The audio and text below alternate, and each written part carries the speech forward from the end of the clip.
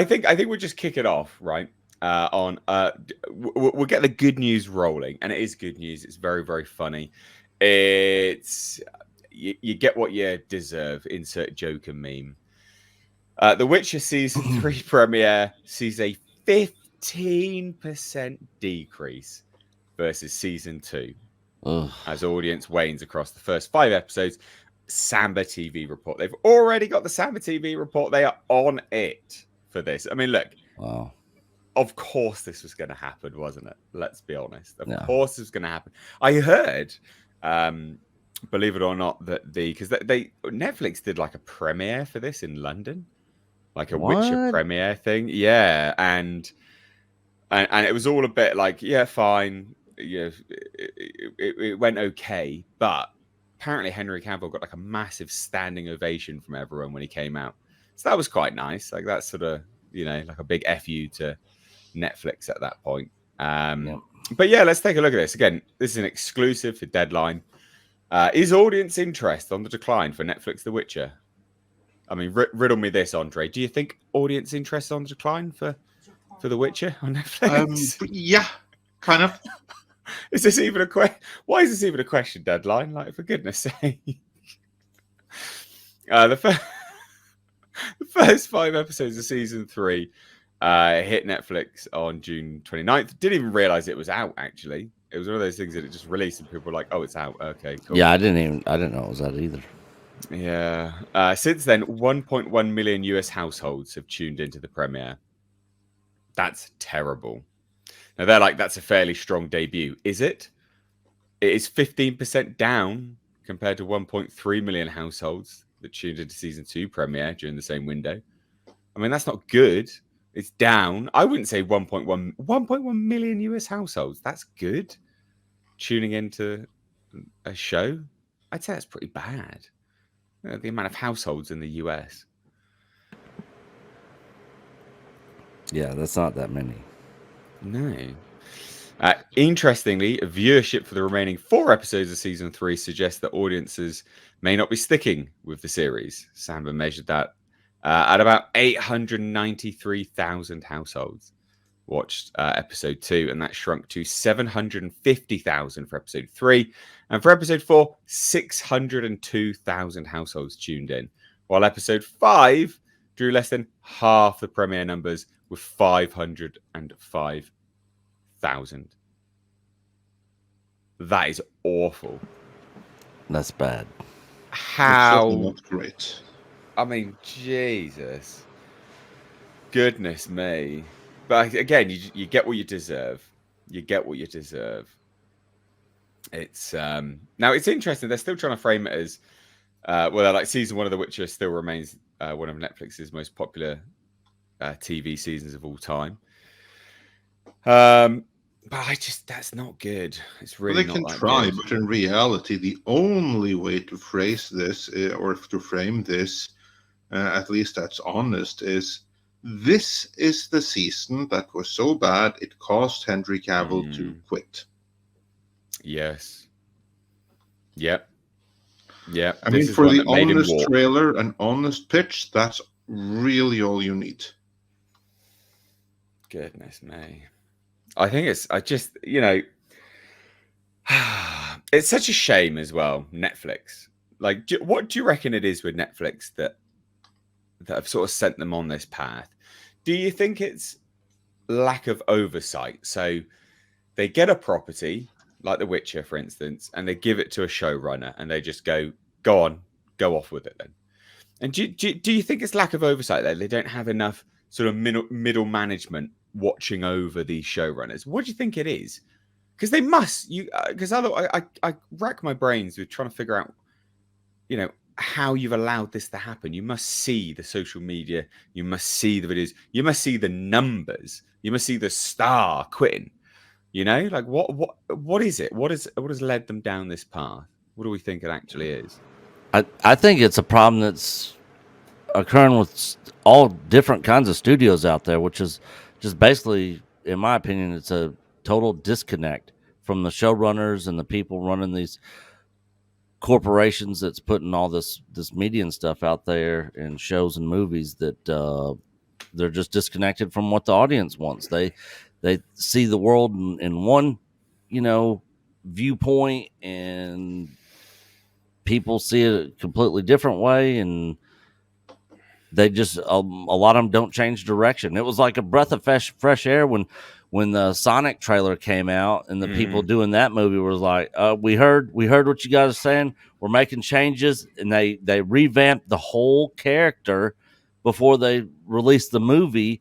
And because of that, fans supported it. Like, I don't know why these companies don't understand that if you give people what they want, then they're gonna support the shows and the people involved and come back and watch it. But they just, I think we got the answer.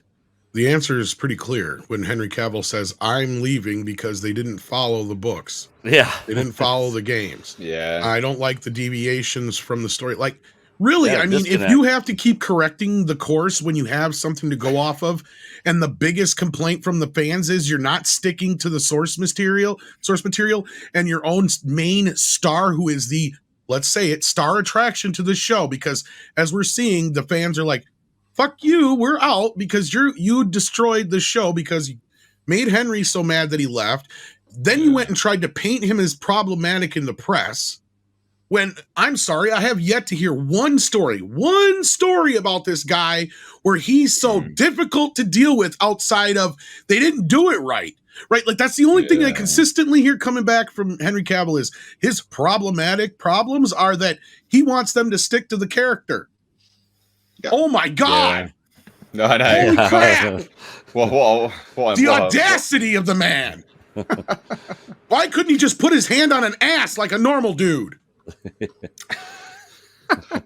Pretty much, yeah, kind of. I mean, sorry for my sarcasm. For a while there in Hollywood, that's the biggest crime that you can do is to go against a creative whose vision is different, because that's creativity and that's sacred and must not be touched. In most cases, I would be like, no, you don't listen to the actor, right? There is 9 times out of 10, hell, maybe even 9.5 times out of 10, I'd be like, don't listen to them. But there's those rare few occasions, Henry Cavill seems to be one of them, where these guys get it. Even Mark Hamill, who is as big a moron as you can find in real life, gets it. He at least gets it. And we've talked about this the other day. The best example I can give you of an actor who just didn't get it and then all of a sudden got it was Leonard Nimoy. Because for years, he's like, I'm not Spock. I want to kill the character. I'm done with this thing.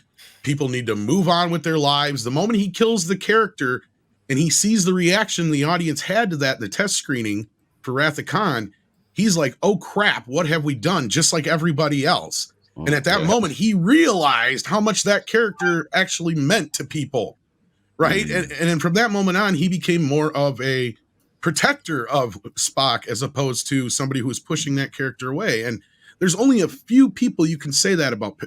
Patrick Stewart and Picard, not one of them. That's a great example of one that is not somebody who you should be listening to about their character.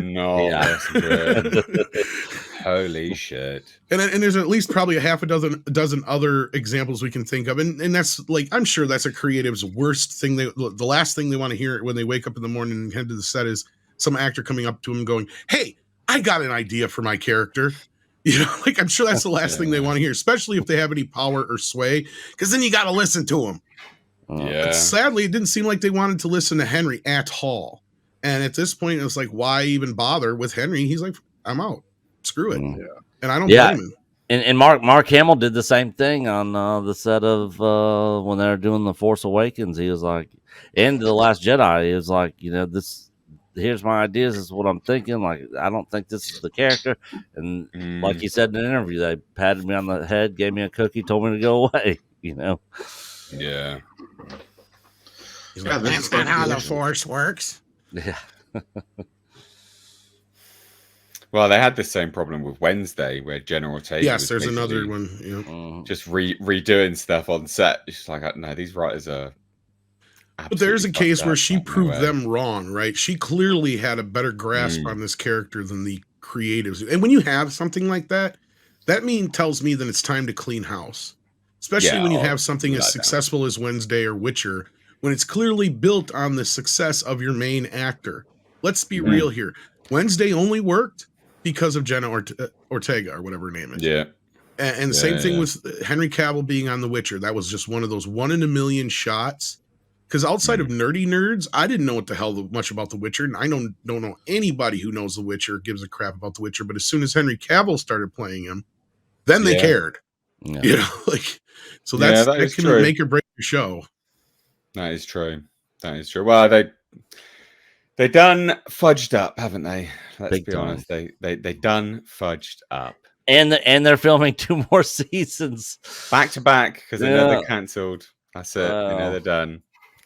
Absolutely. Wasn't it you, Nate? One of the last shows was just flat out saying that they're probably just doing it because they know that if they don't do it now, they're going to lose the show. Probably. Yeah, that's what I've been saying all along. Is that the moment they announced season, because it's season 3, the moment they announced season 4, and they were like, we're actually going to film it back to back. I'm like, that is the sign of them knowing full well that they're going to be cancelled.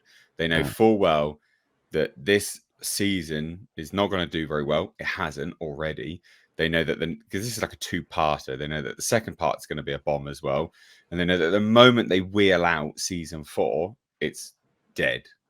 And so if they didn't film season 5 and have content in the bank, it'd be cancelled. Or, straight away. And I said that from the off. Like, it's a sign of utter desperation from, on their part. Like, just get it in the bag. They've agreed to it. Quick, let's just get it in the bag, before they have time to cancel it, I guess. It is also a matter of prestige. There's prestige in having 2 seasons versus 1 with a new actor, because that way they can come with the argument, however bullshit it may be, that, oh, look, Henry Cavill, he was never that important. We got 2 seasons with Liam Hemsworth for our new vision. Just wait and see those viewership numbers. Oh, I can't wait to see it. They're gonna fall so hard. Way more than this 15% they're talking about for season 3. Holy shit! That's the only. Yeah, that's the only good thing with stuff like that, is that it presents a great opportunity for the audience to stand up to what they're doing by not watching it. Yeah, absolutely.